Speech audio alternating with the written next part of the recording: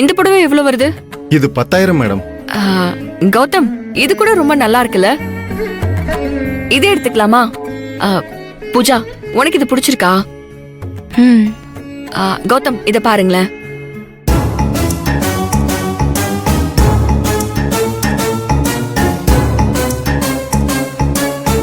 கௌதம், புடவை கொடு. இந்த புடவையா? இது என் வீட்டு வேலைக்காரி கொடுத்தா கூட கட்ட மாட்டா.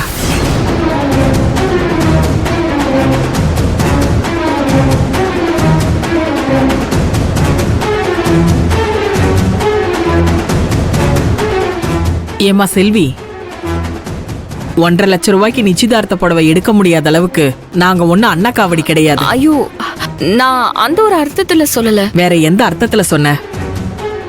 எங்களுக்குன்னு ஒரு ஸ்டேட்டஸ் இருக்கு. நான் தினமும் உடுத்துற புடவையே 10,000 ரூபாய்.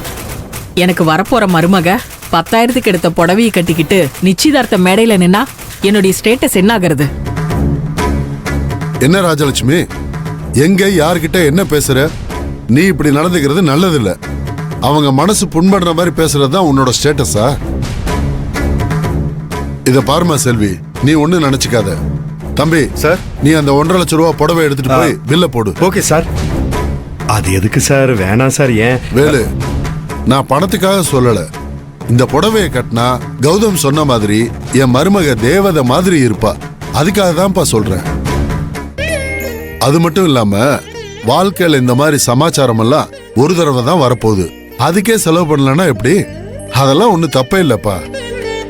தம்பி, நீ அந்த சேலைக்கு பில் பண்ணிடு. சரிங்க சார்.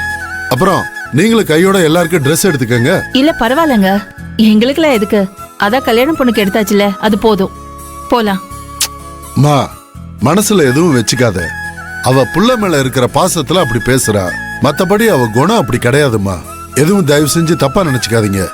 இல்லங்க, நிச்சயதார்த்தம் பொண்ணுக்கா இருந்தாலும் நீங்க எனக்கு சம்மந்தி வீட்டுக்காரங்க. புது துணி எடுக்கலன்னா எப்படி? அது ஆமாக்கா, வந்தது வந்துட்டோம், அப்படியே கையோட எடுத்துட்டு போயிருவோமே. வேலை முடியும்ல. போங்க.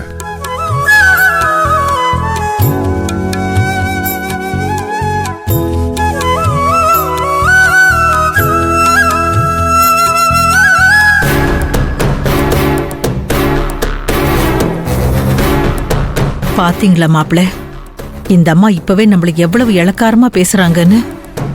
கல்யாணத்துக்கு அப்புறம் என்னெல்லாம் பேசி பூஜாவை நோகடிக்க போறாங்களோ. இப்படிப்பட்ட வீட்லயா பூஜாவை கட்டி கொடுக்க போறீங்க?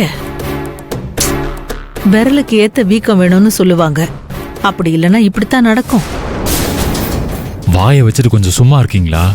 முதல்ல உங்க வாய்க்கு ஒரு பிளாஸ்டிக் வாங்கி ஒட்டணும். போங்க.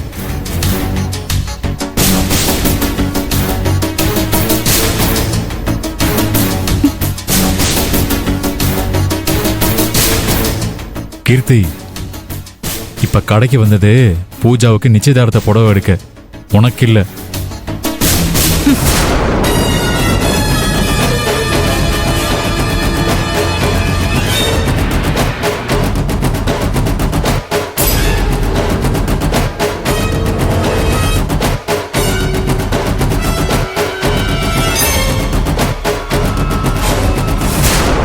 என்னாச்சு பூஜா? ஏன் சைலண்டா இருக்க? இந்த புடவை உனக்கு பிடிக்கலையா? நம்ம வேணா வேற கடைக்கு போலாமா? ஆஹா, அப்படிலாம் ஒன்றும் இல்லை. லைட்டா கொஞ்சம் தலைவலிக்கிற மாதிரி இருக்கு, அதனாலதான். உங்களுக்கு எது பிடிச்சிருக்கோ அதையே எடுத்துக்கோங்க, எனக்கு ப்ராப்ளம் இல்லை. தலைவலியா? இத முன்னாடியே சொல்லியிருந்தா ஷாப்பிங் கேன்சல் பண்ணிட்டு போயிருக்கலாமே. சரி, காஃபி குடிக்கிறியா? டேப்லெட் ஏதாச்சும் வாங்கிட்டு வரட்டுமா, இல்ல ஹாஸ்பிட்டல் போலாமா? ஆஹா, அதெல்லாம் ஒன்றும் வேண்டாம், சரியாயிடும். பாத்தீங்களா நீ, பூஜா மேல கௌதம் எவ்வளவு அக்கறையா இருக்காரு. ஆமா ஆமா அண்ணி, கல்யாணத்துக்கு முன்னாடியே பூஜாவை இந்த அளவுக்கு பாத்துக்கிறாருன்னா இன்னும் கல்யாணம் ஆயிடுச்சுன்னா பூஜாவை தர